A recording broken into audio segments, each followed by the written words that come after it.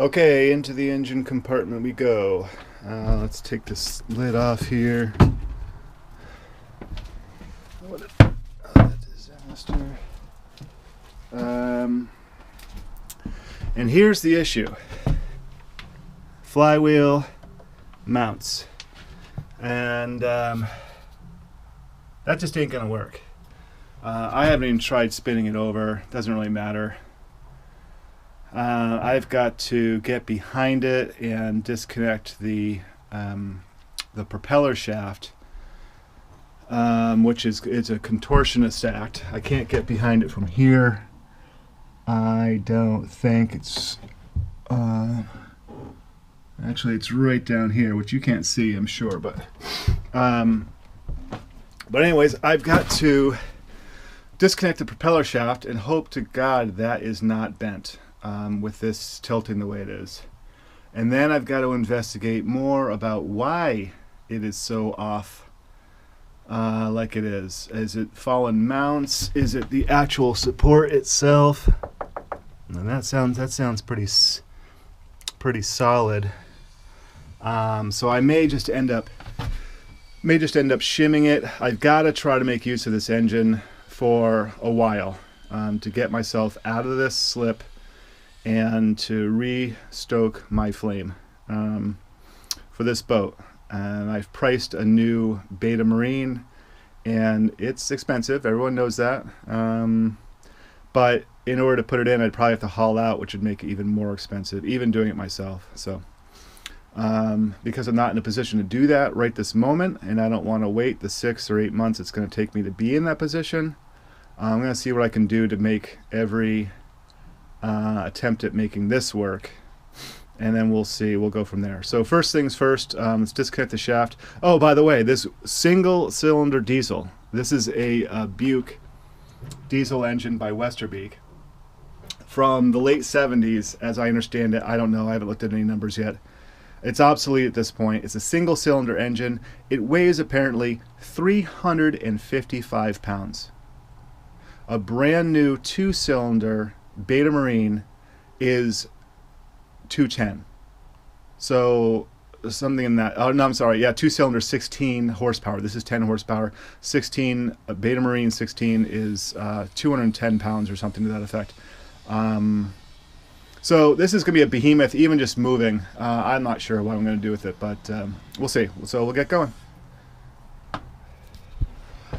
Okay, I just had to put my coveralls on here, and I don't know if you can tell, but I haven't worn these in a while, and yeah, I guess I'm getting older and gaining a few pounds. Okay, first things first, I'm going to try to scrape down the sides of this cockpit locker. You can see how much it's flaking here. There's just all this. It just wasn't properly prepped. And whoever did the last bit. But this is where I've got to get to, right over here. And I just thought I would just sand it down just a little bit, and then vacuum it out.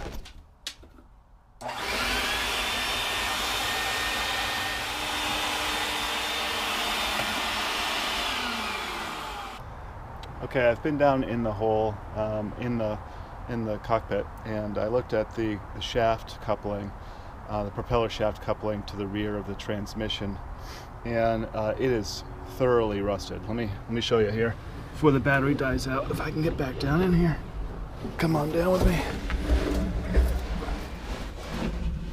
I don't know if you can see that. This is the coupling to the shaft, and it is rusty as all get out.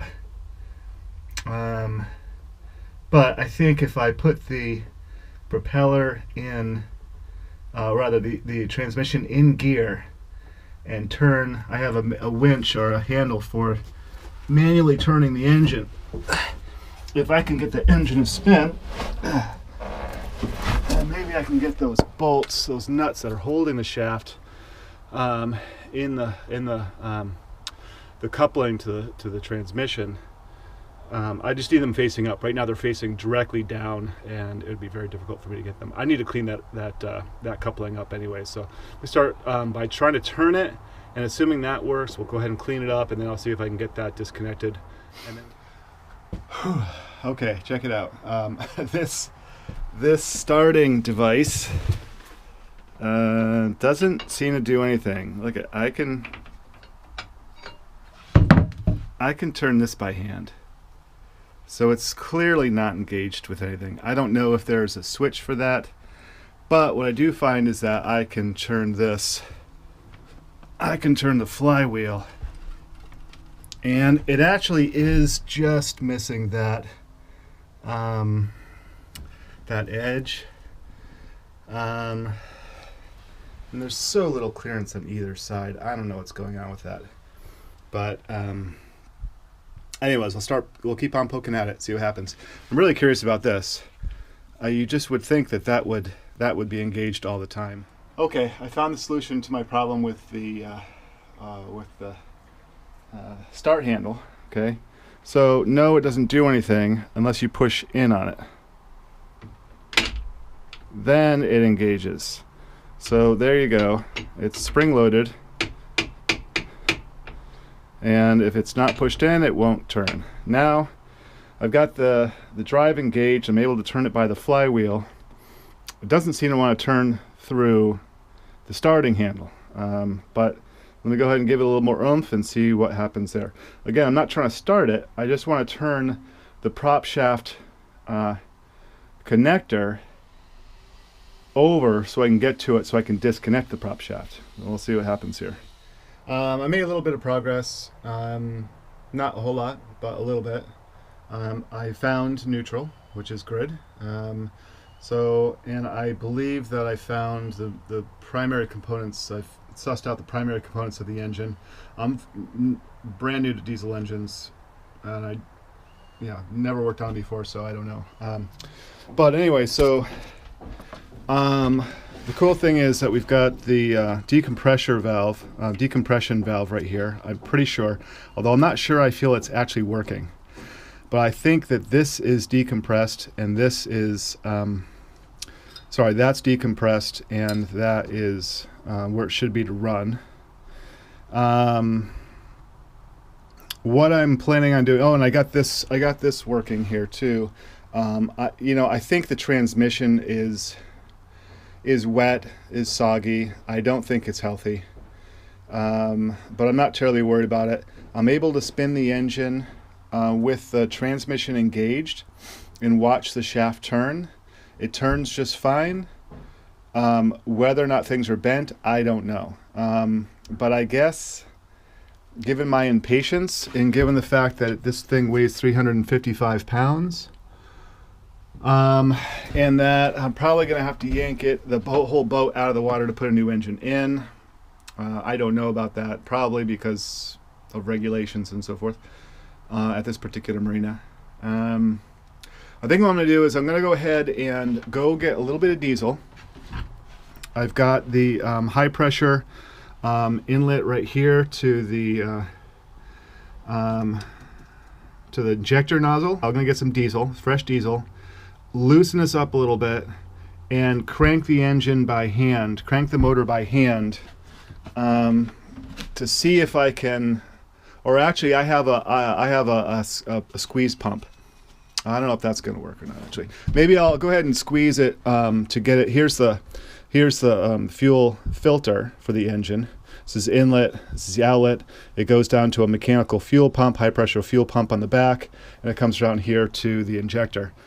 And so maybe what I'll do is I'll go ahead and loosen these banjo bolts up from the new fuel, get this cleaned out, and get as close as I can. I don't think that high pressure fuel pump is going to do me much good if I'm trying to spin this thing by hand. But I don't want to buy a battery right now. Why don't I want to buy a battery? I guess I could buy a battery, but I'd also have to buy crimps. The old battery cables are pretty dinged up, That might make, I have no way to charge it unless the engine is running. I have no way to charge that battery. Yeah, but maybe it's worth it anyway, so maybe I will do that. Okay, the card in my other GoPro ran out of memory room, so anyways, the idea being that I think I'm going to get some diesel, some fresh diesel, try to move some fresh diesel through the system as close to the injector as I can get it. I don't know if I can get enough oomph manually trying to start this to work fresh diesel through the high pressure pump.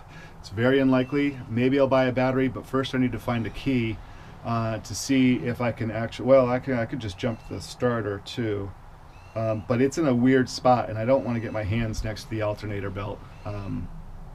So yeah, so here, this is the starter right here. You see the belt right here.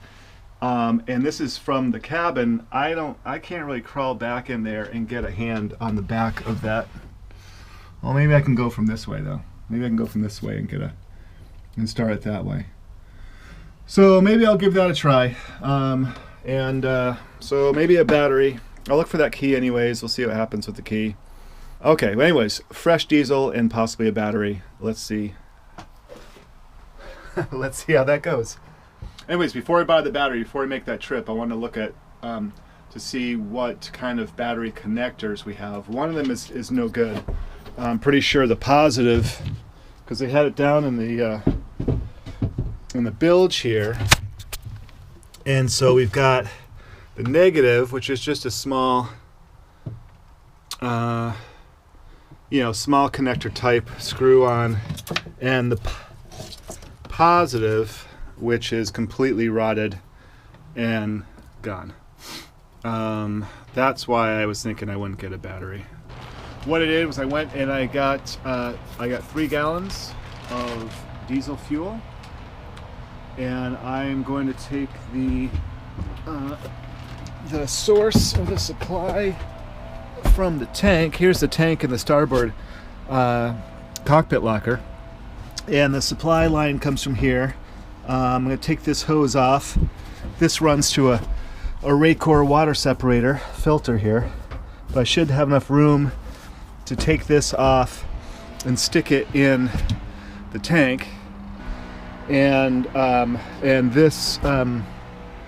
this supply from the Raycor, from the outlet of the Raycor, there is a hand pump. I don't know if you can see that or not, but there's a hand pump down there. So I can go ahead and purge this fuel out. Just purge that fuel out, and then put clean diesel through. I don't know how long it's going to take. I guess I'm just going to. I'll probably just disconnect the inlet to, or maybe the outlet to the diesel filter, the fuel filter on the engine itself. Disconnect that and pump quite a bit of fuel through just to make sure we're getting good fuel, and then I'll reconnect that, and then we'll use and then this is the other thing I bought. Okay, so I did buy a battery. Okay, so let's go down into the cabin.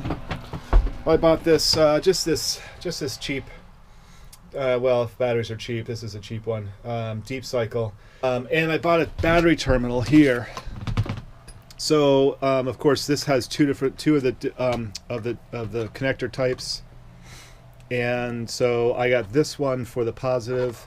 That'll fit. I'll just cut off an old piece of that cable, connect it to the large terminal here, and then I can connect the negative to this terminal here. And this is not a permanent solution by any stretch.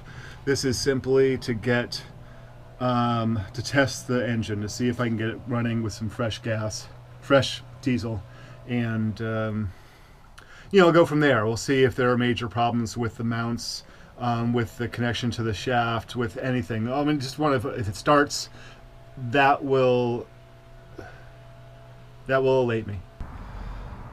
Okay, well, it turns out the hose for the source right here, it's a little too short. You see, it's connected to the Raycor filter. I don't think I can get that jug of diesel down into the hold, so I'm going to go ahead and take the whole filter out. I'm going to disconnect it from this bracket, and just pull this out. And I think I've got enough room here. I can pull this whole thing out and lay it in the cockpit here. And then I think I also have enough, yeah, I got enough room for the return here too. Okay, so let's get that Raycor filter out of there.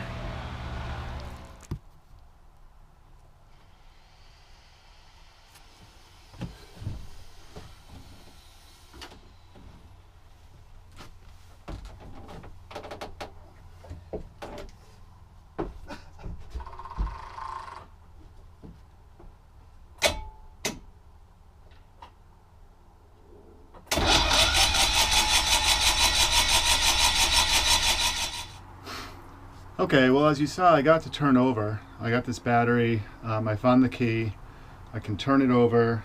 I don't know which is decompression and which is not, but also this got this strange thing going on here too. Now,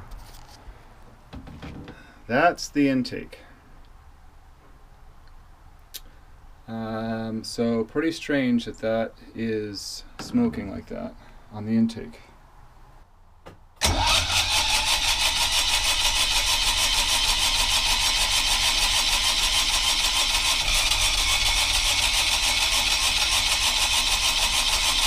Well, it looks like we're getting close. I have no idea. I couldn't bleed. Okay, so I bled the fuel just to the primary fuel pump, to the engine's fuel pump. I tried bleeding a little bit to the primary, rather to the engine's fuel filter. And there's a lot of fuel in there, of course. I didn't get that far. All right, so it was starting to putter over a little bit last night, as you saw, I believe you saw. What I think though is that I couldn't bleed anything. Well, I bled it. Get some light on there. I bled the diesel. I bled the fuel, but there's this reservoir right here. This is the fuel filter on the engine. And I don't know how to get in it. I was trying to turn this off. I assumed it was threaded. It doesn't want to budge. Okay, here we go. Here is the fuel filter apart. And right, I am glad I didn't yank on it too hard to unscrew it, because it doesn't unscrew. This top bolt, which I took for the bleed valve, holds the bottom cup on. So all I had to do is take this out, and then the bottom cup comes out the bottom with relatively little issue. There's a gasket at the top of it there. This filter looks like it's seen much better days. There's nothing I'm going to do about that right now, but at least I can move forward, get some fresh diesel in there, and then try to start this thing again.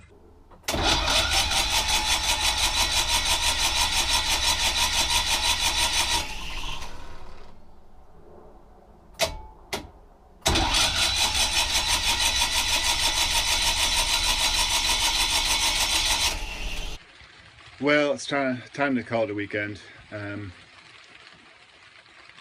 I got everything put back together. I tried to bleed the high pressure, the fuel injector too. I didn't give it a whole lot of time. It still coughs periodically, but it's time's out for me for the weekend. I've got to get going. I got 3.5 hours back to the house, and it's raining here, which means it's probably snowing or sleeting in the pass over Mount Hood. Which means that it could be a longer than 3.5 hour drive, and I still got to load the car up with a few things. So it's status quo. I'm going to come back here. I'm going to bring the battery back to my place, put it on the charger, and maintain it for the week. I suspect I'll be back next week, and I'm just noticing all the gear I've got to stow away here. Anyways, I will get this together, and I'll be back next week for that to go. Okay? Thanks for watching.